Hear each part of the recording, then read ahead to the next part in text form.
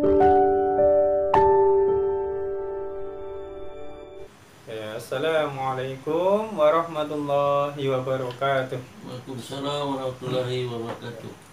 A'udzubillahi minasyaitonirrajim. Bismillahirrahmanirrahim. Alhamdulillahirabbil alamin wassalatu wassalamu ala asrofil anbiya wal mursalin wa ala alihi wa sahbihi ajma'in. Rabbi shrah li sadri wa yassir li amri wa hlul 'uqdatam min lisani yafqahu qawli waj'al li waziran min ahli. Amma ba'd. Yang saya muliakan tuan-puan hadirin, kakak adik semua yang hadir dalam majlis ini, alhamdulillah kita dalam keadaan sehat walafiat tanpa suatu halangan. Kita boleh menyambung pengajian kita Al-Quran dan Tajwid. Dah pun selesai.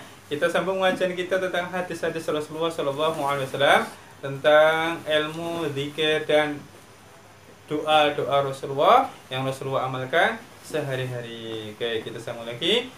Bismillahirrahmanirrahim.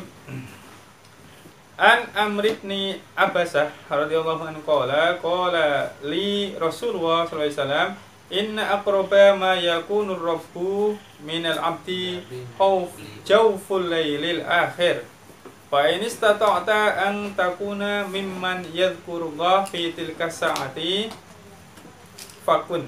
Rawahul Hakim. Qala hadha hadis sahih. Hadis ini hadis yang sahih.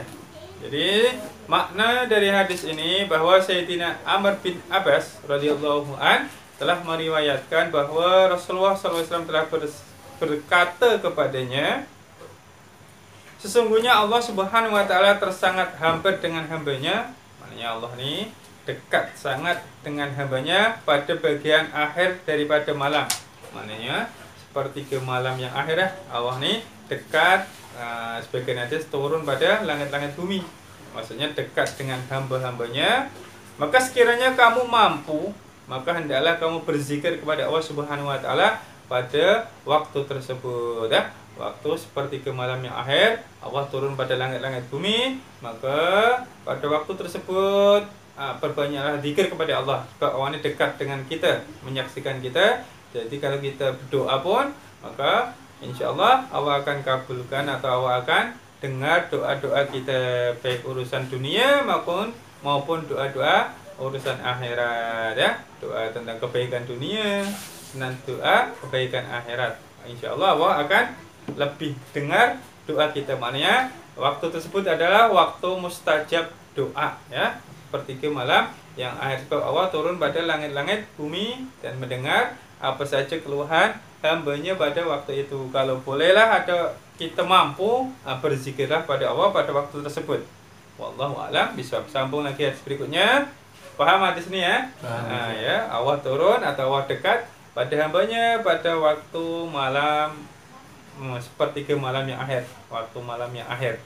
Oke, sambung hadis berikutnya. Bismillahirrahmanirrahim. An Umar bin Khattab, dari Sayyidina Umar bin Khattab radhiyallahu an, yaqul qala Rasulullah sallallahu alaihi wasallam, man nama an hisbihi aw an syai'in minhu fa qara'ahu fi ma baina sholatil fajri wa sholatil dhuhri kutiba lahu ka'annama qara'ahu minal lail. Rawahu Muslim. Hadis riwayat Imam Muslim. Bahwa Sayyidina Umar bin Khattab radhiyallahu an telah berkata, Rasulullah sallallahu alaihi wasallam telah bersabda, siapa saja yang tidur pada waktu malam dan tidak terjaga untuk menghabiskan amalan malam atau sebagian daripadanya, lalu dia menyempurnakan amalan itu pada keesokan hari antara waktu subuh dan zuhur, maka dia dikira menyempurnakan amalan itu pada waktu malam. Hadis riwayat Imam Muslim. Oke, contohnya kita selalunya zikir sholawat 1000 kali. Contoh lah kan, ya. Atau amalan apa, istighfar 1000 kali kita lazim, kita selalu, contoh kan. Lepas itu pada waktu itu ngantuk sangat, ngantuk berat sangat, ya. Lepas itu dia tertidur, tak sempatlah habiskan 1000 sholawat. Nah, dia melazimkan sendirilah, tak disuruh siapa-siapa, dia memang suka. Terus selalu lazimkan istighfar 1000 kali, atau sholawat 1000 kali, atau Al-Fatihah 10 kali atau 100 kali. Maka dia tertidur sebab ngantuk ke apa, dia tertidur tak sedar, tak boleh bangun istilahnya, tak boleh sempurnakan amal tersebut, maka hendaklah dia bayar, disempurnakan amalan tadi supaya 1000 atau supaya 100 kali, seperti yang dia lazimkan setiap malam, antara waktu setelah subuh hingga sebelum zuhur atau sehingga zuhur, maka dia pun dikira dia menyempurnakan amalannya pada malam hari. Itu maksudnya boleh diqadha lah kalau amalan itu tak sempat habis pada malam tersebut sebab tak tersedar atau sebab tidur ngantuk, paham? Maknanya amalan itu boleh disempurnakan pada pagi harinya. Oke. Terus ini paham hadis ini ya? Oke, terus sambung hadis berikutnya. Bismillahirrahmanirrahim. An Abi Ayyub radhiyallahu an qala Rasulullah sallallahu alaihi wasallam man qala idza asbaha la ilaha illallah wahdahu la syarika lahul mulku wa lahul hamdu wa huwa ala kulli syai'in qadir asyra marratin kutiba lahu bihinna asyru hasanatin wa mu'iyya bihinna anhu asyru sayyi'atin wa rufi'a lahu bihinna asyru darajatin wa kunna lahu adla ita koti arba'in rikobin wa kunna lahu harosan minasyaiton hatta yumsiya wa mangko lahunna idha shallal maghrib dubura sholatihi famislu dhalika hatta yusbiha rawahu Ibnu Hibban wasanadu hasan. Nah, di sini sanadnya sanad yang baik atau hasan. Arti hadis ini bahwa Sayyidina Abu Ayyub radhiyallahu an berkata, Rasulullah SAW telah bersabda, sesiapa yang pada waktu pagi membaca, ini dzikir ijazah dari Rasulullah atau amalan dari Rasulullah. Siapa yang pagi hari membaca dzikir ini, dzikir yang senang, la ilaha illallah wahdahu la syarikalah, lahul mulku wa lahul hamdu wa huwa ala kulli syai'in qadir. Kita dihafal semua sebanyak 10 kali. 10 kali saja. Terus niscaya ditulis untuknya 10 pahala. Dia mendapatkan 10 pahala. Terus kelebihan lagi dihapuskan 10 dosanya. 10 dosanya pun dihapuskan dan akan ditinggikan untuknya 10 derajat. Dia pun dinaikkan derajatnya di surga banyak 10 derajat dibanding orang yang tak mengamalkan ini.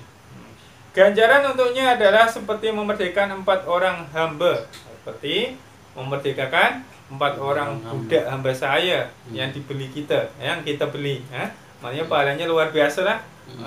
Mampu ke kita beli orang, lepas itu kita jual, kita merdekakan, kita bebaskan dia sebanyak 4 orang. Nah ini maknanya kalau orang dulu orang yang kaya raya lah, yang mampu nak beli budak sebanyak 4 orang, lepas itu dimerdekakannya.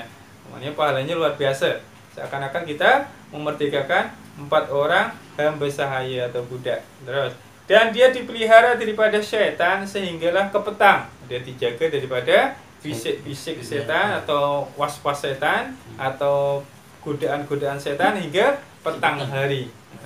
Terus dan sesiapa yang melakukan amalan ini selepas sholat maghrib, kalau amalan ini kita baca setelah sholat maghrib, juga mendapatkan kelebihan yang sama sehingga ke pagi harinya. Itu riwayat Ibnu Hibban. Maka ramailah masjid-masjid atau surau-surau sholat berjamaah yang dzikir la ilaha illallahnya ini sebanyak 10 kali.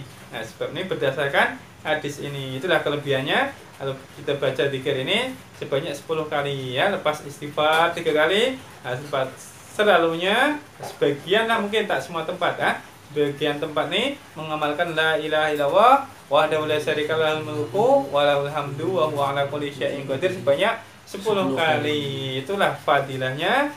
Macam ini dihapuskan 10 dosa kita, ditinggikan derajat kita 10 derajat. Lepas itu ganjarannya seakan-akan kita memerdekakan 4 orang hamba sahaya atau budak. Budak nih kalau orang Indonesia hamba sahaya, kalau budak kat sini budak kecil, anak-anak. Budak kat sini bahasa budak Indonesia maknanya hamba sahaya itu budak kalau kat Indonesia. Dan dipelihara daripada syaitan hingga ke petang harinya. Kalau kita amalkan pada maghrib, sama kita dijaga daripada godaan setan hingga ke pagi hari, dan pahalanya sama macam pagi hari kita baca hingga petang. Petang kita baca hingga pagi sama pahalanya. Baca sebanyak 10 kali. Selalunya lepas sholat subuh pun sebagian ada mengamalkan nih lepas istighfar 3 kali, imam tuh baca juga la ilaha illallah ini sebanyak 10 kali juga. Oke, paham tuan-tuan, Kak? Cukup kan? Cukup Ustaz. 3 hadis ini cukup, Pak. Kita amalkan sama-sama semampu kita dari 3 hadis ya. 3 hadis ini kita semampu kita, mana yang mampu kita amalkan semampu kita. Wallahu a'lam bishawab. Kama qala Rasul sallallahu alaihi wasallam. Wassalamualaikum warahmatullahi wabarakatuh. Ada apa-apa soalan? Maghrib pun apa imam pun baca Ustaz? Iya, kali. Betul. Selalunya. Tapi tak semua tempat. Istighfar 3 kali. Betul. Lepas tu dia baca ini 10 kali. Yaitu hadis tentang zikir-zikir dan doa yang diamalkan oleh Rasulullah Shallallahu Alaihi Wasallam. Kita sambung hadis berikutnya. Bismillahirrahmanirrahim. An Abi Umamah radhiyallahu an. Anna Rasulullah sallallahu alaihi wasallam qala la an aquda adkurullah wa ukabbaruhu wa ahmaduhu wa usabbihuhu wa uhalliluhu hatta tadlu asy-syamsu ahabbu ilayya min an u'tika raqabataini aw aksara min wuldi Ismail wa min ba'dil asri hatta taghrubu asy-syamsu ahabbu ilayya min an u'tika arba'a riqabin min wuldi Ismail rawahu Ahmad. Hadis riwayat Imam Ahmad. Jadi maksud hadis ini bahwa Sayyidina Umamah radhiyallahu anhu telah meriwayatkan bahwa Nabi SAW telah bersabda, aku duduk selepas sholat subuh sehingga terbit matahari. Ini Rasulullah mengamalkan selepas sholat subuh beliau duduk sehingga terbit matahari untuk mengingati Allah Subhanahu wa Ta'ala, membesarkannya dengan membaca takbir Allahu Akbar, kemudian memujinya dengan membaca Alhamdulillah, untuk mensucikannya dengan membaca Subhanallah, dan bertahlil dengan membaca La ilaha illallah. Hanya kalau dijadikan satu, jadikan satu Subhanallah walhamdulillah wa la ilaha illallah Allahu Akbar. Itu adalah lebih baik, aku suka, kata Rasulullah, daripada memerdekakan 2 orang hamba. Hamba ni, kalau dulu hamba ni kita beli ya. Macam kita beli orang untuk budak, untuk kuli kita, dulu kita beli ya. Macam kalau Rasulullah bersabda, kalau pagi lepas sholat subuh beliau duduk lepas zikir macam tadi subhanallah walhamdulillah wala ilaha illallah Allahu akbar, itu lebih Nabi sukai daripada memerdekakan 2 hamba sahaya atau 2 budak yang dibeli. Pahalanya tu lebih besar daripada memerdekakan 2 budak yang dibeli ya. Luar biasa pahalanya. Okey lebih aku sukai daripada memerdekakan 2 orang hamba atau lebih daripada keturunan Nabi Ismail alaihissalam. Daripada keturunan Nabi Ismail lebih disukai oleh Rasulullah daripada memerdekakan 2 hamba yang dari keturunan Nabi Ismail alaihissalam. Wallahu alam apa hubungannya dari Nabi Ismail itu? Allah alam, itu sabda Rasulullah. Ya. Demikian juga aku duduk selepas salat asar. Selepas salat asar Rasulullah duduk sehingga terbenam matahari, maknanya sehingga syuruk atau sehingga mendekati maghrib, untuk melakukan amalan-amalan itu macam tadi subhanallah walhamdulillah wala ilaha illallah Allahu akbar. Maknanya ini zikir pagi dan petang sebelum selepas subuh sehingga terbit matahari, dan setelah asar sehingga terbenam matahari sehingga maghrib. Rasulullah amalannya macam inilah, zikir pagi dan petang yang diamalkan oleh Rasulullah. Zikir subhanallah walhamdulillah wala ilaha illallah Allahu akbar. Itu kata Rasulullah. Lepas asar pun beliau duduk sehingga terbenam matahari. Amalan tadi lebih aku sukai daripada memerdekakan 4 orang hamba daripada keturunan Nabi Ismail alaihi salam. Maknanya lebih dahsyat lagi kalau selepas asar zikir tadi diamalkan hingga terbenam matahari. Itu yang diamalkan Rasulullah Sallallahu Alaihi Wasallam. Pahalanya macam memerdekakan 4 orang budak dari keturunan Nabi Ismail. Itu lebih Rasulullah sukai ya. Hadis riwayat Imam Ahmad. Oke, paham? Sama-sama lah zikir kalau sempat atau kalau ingat, kalau boleh ingat selalu. Ya. Subhanallah, alhamdulillah, Allah, kalau sambil tunggu maghrib. Ya. Oke, terus hadis berikutnya. Bismillahirrahmanirrahim. An Ibnu Umar radhiyallahu an qala Rasulullah sallallahu alaihi wasallam man bata tahiran. Oke. Bata fi si'arihi malak. Falam yastayqidh illa qala al malak. Allahumma ighfir li 'abdika fulanin fa innahu bata tahiran. Rawahu Ibnu Hibban wa isnaduhu hasan. Sanadnya sanad yang hasan atau baik untuk diamalkan lah. Bahwa Sayyidina Abdullah bin Umar radhiyallahu anhu meriwayatkan bahwa Rasulullah SAW telah bersabda, siapa saja yang tidur pada waktu malam dalam keadaan berwudu, maka satu malaikat akan bermalam bersamanya dalam selimutnya. Oh, dahsyat. Malaikat pun ikut tidur dengan kita dalam selimut kita. Itu kata Rasulullah. Terus apabila dia sedar atau terbangun daripada tidurnya, maka malaikat itu akan berdoa. Kalau kita terbangun dari tidur, malaikat pun akan berdoa, mendoakan kita yang tidur. Sebelum tidur kita ambil air wudhu, air sembahyang. Oke, maaf cakap, walaupun suami istri bersentuhan, artinya batal dalam mazhab Syafi'i ya. Tapi tak boleh dimaafkan. Maksudnya tetap dicatat kita dalam tidur berwudu walaupun bersentuhan suami istri ya.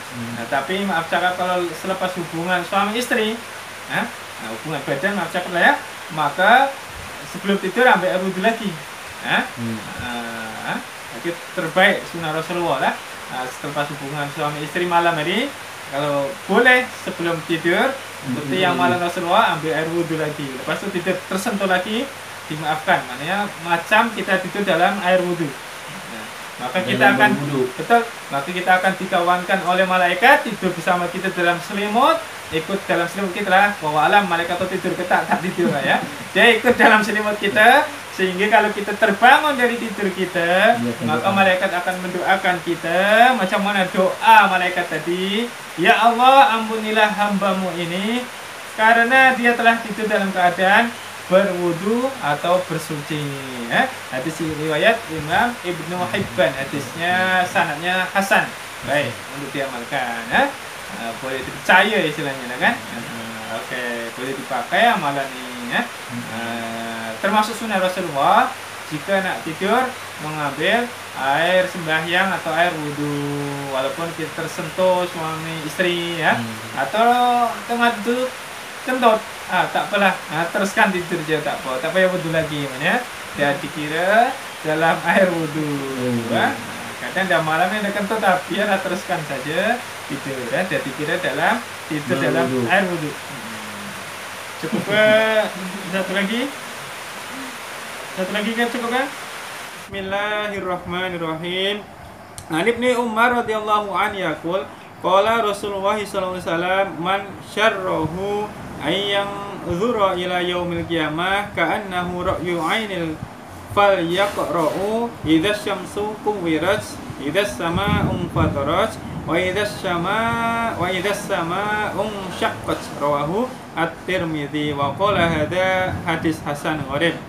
Hadis hasan gharib.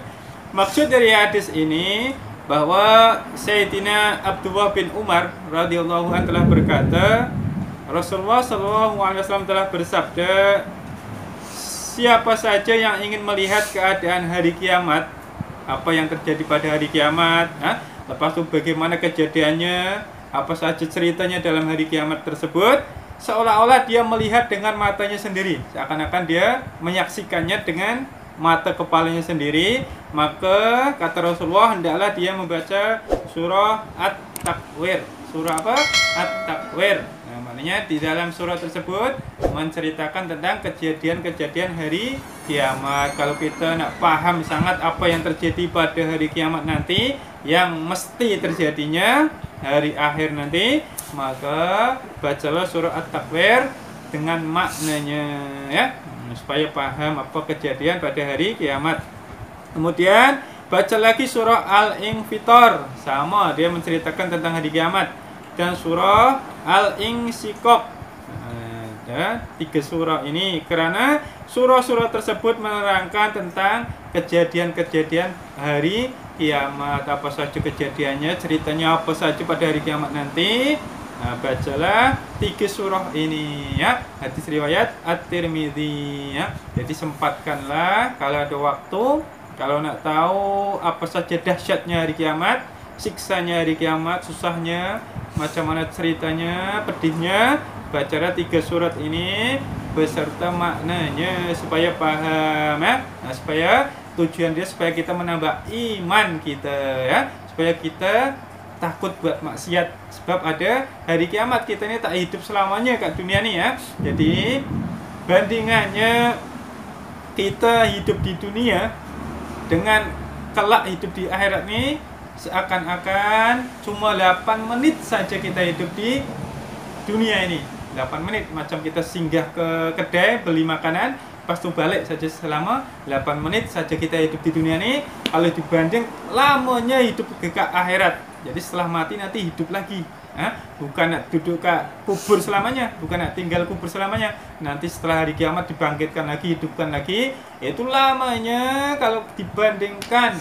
Kalau siksa terus susah. Nah, itu kalau masuk neraka, naudzubillah, lamanya macam kalau hidup di dunia ini macam 8 menit saja kita hidup di dunia. Nanti kita menyesal kalau amal kita banyak jahatnya, lepas itu kurang istighfarnya, nanti di akhirat nanti menyesal. Sebab kalau tahu saya hidup di dunia ini cuma 8 menit saja, sekejap saja. Sebab di akhirat ini, kalau sehari di akhirat macam 1000 tahun di dunia ini. Oh, lamanya di dunia sehari aja 1000 tahun di dunia. Nah, itu sehingga macam 8 menit saja kita hidup di dunia ini. Ada yang 40 tahun meninggal, 3 tahun meninggal, 60 tahun meninggal, 90 tak meninggal lagi pun ada. Bukan politik ya. Ada juga yang sampai panjang umur tak meninggal pun ada ya. Oke, paham ya? Oke, jadi kalau nak tahu cerita hiruk pikuk hari kiamat, baca 3 surah tadi ya. Terus sambung lagi hadis berikutnya. An Ibni Abbasin radhiyallahu anhu qala Rasulullah sallallahu alaihi wasallam, "Idza zulzilat ta'tilu nisfal Qur'an. Wa qul huwallahu ahad ta'tilu thulutsal Qur'an. Wa qul ya ayyuhal kafirun ta'tilu rub'ul Qur'an." Rawahu At-Tirmidzi wa qala hadza hadis qarib. Hadisnya hadis qarib ya. Jadi bahwa Sayyidina Abdullah bin Abbas radhiyallahu anhu telah berkata, Rasulullah SAW telah bersabda bahwa surah Al-Zalzalah menyamai separuh Al-Quran. Jadi kalau kita baca surah Idza zulzilatil ardu zilzalaha, maka pahalanya seakan-akan kita baca separuh Al-Quran. Maknanya 15 juz. Nah, satu Quran ini 30 juz. Kalau kita baca satu surah Idza zulzilatil, pahalanya macam separuh Al-Quran kita baca ya, paham? Pahalanya luar biasa. Terus kemudian kalau kita membaca surah Al-Ikhlas, qul huwallahu ahad, menyamai 1/3 Al-Quran, macam 1/3 Al-Quran. 30 juz bagi 3, berapa? Kalau 30 bagi 3 berapa? 10 juz. Jadi baca qul huwallahu ahad macam 10 juz kita baca. Kalau 3 kali kita baca qul huwallahu ahad, berarti pahalanya macam kita baca 30 juz. Pahalanya itu dahsyatnya surah-surah pendek ini. Terus ya. Dan kalau kita baca surah Al-Kafirun, qul ya ayyuhal kafirun sampai akhir, pahalanya menyamai 1/4 Al-Quran. Macam 1/4 Al-Quran ya. 30 bagi 4 berapa? Ya, lah pikir akhirnya nanti. Oke, berapa? Bagi 4. 30 bagi 4 tuh 7,5. Ya, lebih kurang lah. Oke ya. Oke, 30 bagi 4 berapa? 7,5 lah. Maknanya macam 7,5 juz kita baca. Pahalanya baca qul ya ayyuhal kafirun. Bukan berarti kita baca semua, bukan. Pahalanya seakan-akan kita baca 7,5 juz Al-Quran. Paham? Ya. Nah, jadi perbanyaklah baca Al-Ikhlas, qul huwallahu ahad. semampunya mana kita pilih, kita baca semampu kita perbanyak. Jadi dalam Al-Quran diterangkan berkenaan kehidupan manusia dunia dan akhirat dalam surah Al-Zalzalah. Idzal zulzilatil diterangkan tentang kehidupan hari akhir dengan gaya yang sangat berkesan. Di sana diterangkan dengan sempurna, dengan terkesan, sempurna istilahnya, diterangkan tentang hari akhir. Oke. Maka pahala membaca Idza Zulzilatil ini macam separuh Al-Quran kita baca. Ya. Terus kalau surah Al-Ikhlas dikatakan menyamai sepertiga Al-Quran sebab apa? Karena dalam Al-Quran ada disebutkan tentang 3 asas agama, yaitu kisah-kisah para nabi, para rasul, pasu hukum hakam dan tauhid. Surah Ikhlas menerangkan tentang tauhid dengan sangat baik. Maka kalau kita baca surah Al-Ikhlas pahalanya sepertiga Al-Quran. Kemudian dan surah Al-Kafirun dikatakan menyamai seperempat Al-Quran karena jika diambil kira bahwa Al-Quran terbagi kepada 4 bagian, yaitu tauhid, lepas itu kenabian, hukum hakam, dan kisah-kisah, maka surah Al-Kafirun menerangkan tentang tauhid dengan cara yang sempurna atau yang baik. Jadi sebagian ulama berkata surah-surah itu menyamai setengah, sepertiga dan seperempat. Maksudnya apa? Ganjaran membacanya adalah seperti kita membaca sepertiga Al-Quran atau setengah Al-Quran. Wallahu a'lam bishawab. Kama qala Rasul sallallahu alaihi wasallam. Kita sambung lagi berikutnya insyaallah besok kalau tak ada halangan. Apa soalan? Akak, tuan-puan? Apakah hukum lap sisi? Okey. Pertanyaannya baik ya. Apakah hukumnya? Pertanyaan baik, apakah hukumnya kita mengelap sisa-sisa, kalau orang Indonesia kata bekas-bekas air wudu. Bekas itu sini maksudnya tempat, kalau bekas sana maksudnya sisa. Orang Indonesia namanya bekas. Bekas itu maksudnya sisa. Sisa air wudu. Hukumnya apa? Jadi, oke, paham? Jadi, oke. Hukumnya asal mulanya adalah ketika Rasulullah SAW setelah air wudu, Rasulullah ditawarkan oleh Siti Maimunah, yaitu berupa toel atau handuk. Ditawarkan, ini Rasulullah. Lepas itu Rasulullah menolak, tak nak mengelap sisa air wudunya, ya. Jadi hukumnya tak sampai haram. Hukumnya apa? Makruh mengelap sisa air sembahyang. Makruh ini tak baik lah. Elok dibiarkan saja, sebab ada sebagian ulama pendapat setiap air yang menitik dari sisa air wudu ini, dari tangan, dari muka, menjadi malaikat yang mendoakan rahmat pada kita. Tidaklah, jangan dilap. Hukumnya makruh tapi tak sampai haram. Habis kalau baju putih, contoh lepas tu kalau kita tak lap, jadilah macam batik tu, jadi macam comot, maka boleh juga. Atau dalam keadaan sejuk sangat, kalau kita tak lap menggigil, sejuk sangat tak lap, tak apa, dimaafkan sebab darurat. Okey, paham? Tapi sebaiknya jangan dilap, hukumnya makruh tak sampai haram. Paham? Okey. Apa soalan lagi, tuan-tuan? Apakah hukum kalau kita tengah ada air wudu, lepas tu tiba-tiba air tak ada? Okey, ini soalan wudu lagi, soalan baik. Soalan air sembahyang, air wudu. Jadi, apakah hukumnya kalau kita sedang wudu, tengah wudu, sampai muka atau sampai tangan tiba-tiba air habis? Kita nak cari air mana lagi? Contoh kat rumah air ni tiba-tiba mati, habis air, nak cari air tak jumpa, maka boleh sambung dekat mana-mana yang ada air dengan syarat.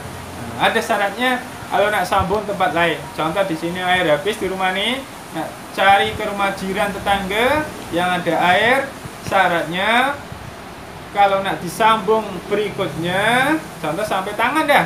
Lepas tangan apa? Rambut kepala. Mengusap rambut kepala. Syaratnya dekat tangan ini belum kering. Boleh pindah, lepas tu sambung. Okey, Tapi kalau kita lari cari air tetangga jauh, tetangga sebelah tak ada air, jiran tak ada, 5 rumah baru ada kering nih tangan, maka kena ulang dari awal ya. Kalau kita cari air tempat lain belum kering lagi, tangan ini masih basah, boleh sambung berikutnya. Paham? Paham kan tak paham? Oke, cukup, ada soalan lagi? Ada soalan satu. Oke, soalan cantik sila. Ini berkenaan dengan solat berjemaah. Solat berjamaah, oke. Okey, sekali macam ni lah. Kita ada makmum ada 4 orang. 4 orang, oke. Okey, satu imam.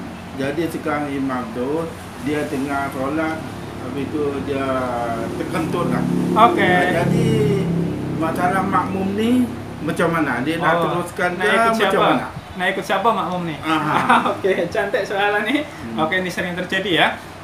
Jadi ini contoh dekat masjid dulu lah ya. Contoh kat masjid dulu ya. Jadi masjid atau musola atau surau nih belakangnya selalu lelaki kan? Oke lah, kalau kat rumah tak apa lelaki contohnya kan. Ada lelaki lah seorang.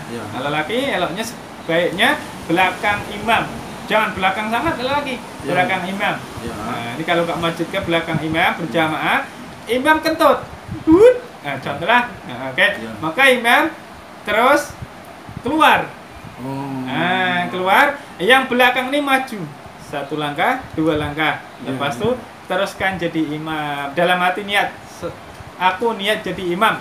Nah, itu saja. Lepas itu Okey, sambung misalnya tengah